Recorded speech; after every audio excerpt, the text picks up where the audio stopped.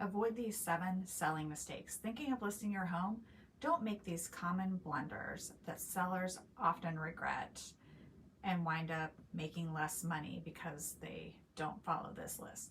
Learn how to ace your home sale with these tips. Mistake number 1, neglecting the cluttering and staging. So part of my fees, we have a stager come in to help you with that.